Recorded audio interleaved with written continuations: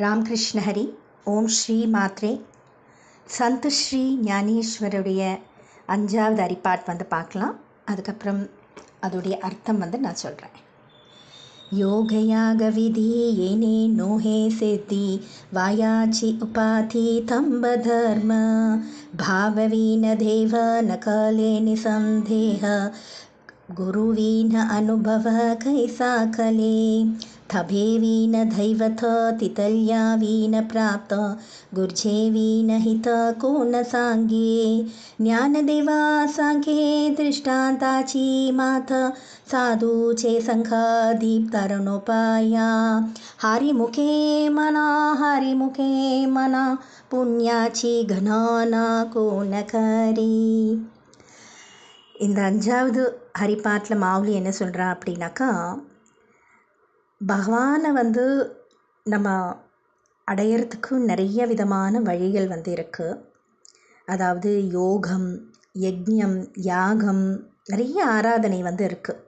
ஆனால் அது மூலமாக மட்டுமே நம்ம ஹரியை அடைய முடியாது அப்படின்னு சொல்கிறா. இதில் ஸ்ரீ அண்ணா ஒரு விஷயம் சொல்லியிருக்கா. என்ன அப்படின்னா, ந யோகேன ந யாகேன தபசா ந விராத்திபி பிராப்னுவந்தி கலே கிருஷ்ணம் நாம கானேன கேவலம். அதாவது ந யோகேன, யோகம் மட்டும் இல்லை, யாகம் மட்டும் இல்லை, தபஸ் மட்டும் இல்லை, கிருஷ்ணனை அடையிறதுக்கு நாமா அது மட்டுமே போதும். நாம காணேன கேவலம் அப்படின்னு சொல்கிறா. நம்ம பாண்டரங்கனும் அதுக்காக தான் நின்றுட்டுருக்கான். எதுக்கு நிற்கிறான் அவன்? நாம கீர்த்தன மாத்திரேன சுப்ரசன்னம் கிருபாநிதிம். நாமா, என்னுடைய நாமா மட்டும் சொல்லு, எல்லா வித கிருபையும் நான் பண்ணுறேன் அப்படின்னு விட்டலன் நின்றுட்டுருக்கான்.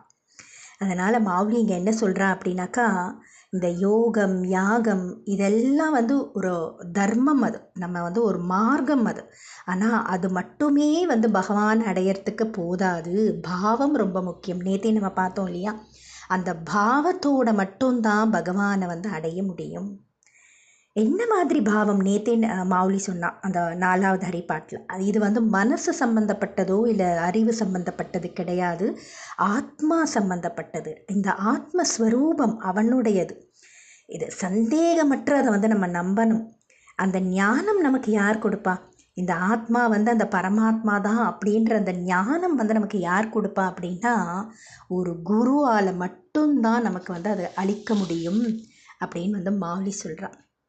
அந்த திருட ஸ்ரத்தை இருக்கு இல்லையா, இந்த ஆத்மா பகவான் தான் அப்படின்ற அந்த திருட ஸ்ரத்தை இதுக்கு காரணம், இந்த ஸ்வரூபத்துக்கு காரணம் அந்த பகவான் அப்படின்னு அந்த சந்தேகமற்ற அந்த ஞானம் இருக்குது பாருங்க.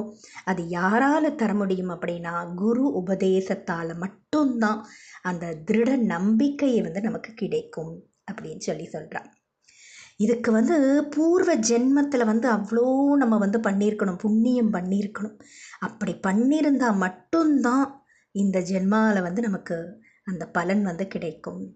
அதனால தான் நமக்கு இப்போ ஒரு விழிப்புணர்வு. இந்த ஜென்மாவில் நமக்கு எல்லாம் தெரியுறது, இதெல்லாம் சொல்லியிருக்கா அப்படின்னு. இதெல்லாம் நமக்கு அடுத்த ஜென்மாவில் ஒரு பெரிய ஒரு பாக்கியமாக, இல்லை ஒருவேளை போன ஜென்மாவில் பண்ண புண்ணியம் நமக்கு இதெல்லாம் நிறைய சத்சங்கம் நம்ம கிடைக்கிறதுக்கும் கேட்கறதுக்கும் நமக்கு கிடைக்கிறது அப்படின்னா, அது நம்ம எவ்வளோ ஜென்மாவில் பண்ண புண்ணியம். இப்போ அந்த விழிப்புணர்வோடு எல்லாம் நம்ம தெரிஞ்சுக்கிட்டோம் அப்படின்னா, அடுத்த ஜென்மா நமக்கு பகவான் அப்படி ஒரு கிருபை நமக்கு பண்ணுவான் அப்படின்னு மாவுலி சொல்கிறா. இந்த குரு எவ்வளோ முக்கியம் அப்படின்றத சொல்கிறா. நமக்கு இந்த மாத்திரையில் மாத்திரை சத் சங்கத்தில் வித்யாமா நமக்கு குருவாக இருக்கா. குருவாக இருந்து நமக்கு வழி நடத்தின்னு இருக்கா. அவள் கொடுத்த குரு தான் எனக்கு மாவுலி ஞானேஸ்வர். என்னுடைய குருவை வழிகாட்டினது அம்மா தான். ராமகிருஷ்ண ஹரி அப்படின்ற அந்த ஒரு மந்திரத்தை எனக்கு மாவுலி ஞானேஸ்வர் கொடுத்துருக்கா. அந்த மாதிரி ஒரு குருவும் அவளுக்குன்னு ஒரு மந்திரம் இருக்கும். அதை நம்ம ஆத்மஸ்வரூபத்தை நம்ம உணர்ந்து பகவான் தான் அப்படின்றத இந்த ஞானத்தை நம்ம உணர்ந்து பகவான் நாமா சொல்லணும் அப்படின்ற ஒரே கான்செப்ட் தான் இந்த ஹரிபாட். மாவுலி ஞானேஸ்வர் கடைசி லைனில் சொல்கிறார், ஞானதேவா சாங்கே திருஷ்டாந்தாச்சி மாத்த சாதுச்சே சங்காதி தருணபாயா. அதாவது சாதுக்களுடைய சங்கம் நமக்கு ரொம்ப ரொம்ப முக்கியம். அப்போ தான் நமக்கு இந்த ஆத்ம தத்துவம் நம்மளால் பெற முடியும். சத்சங்கம் எப்போதுமே நம்ம மனசு அந்த சத்சங்க நாட்டத்தில் இருந்துகிட்டே இருக்கணும்.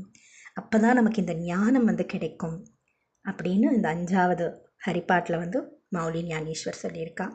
நாளைக்கு 6வது ஹரிப்பாட் பார்க்கலாம். ராமகிருஷ்ண ஹரி. ஓம் ஸ்ரீ மாத்ரே.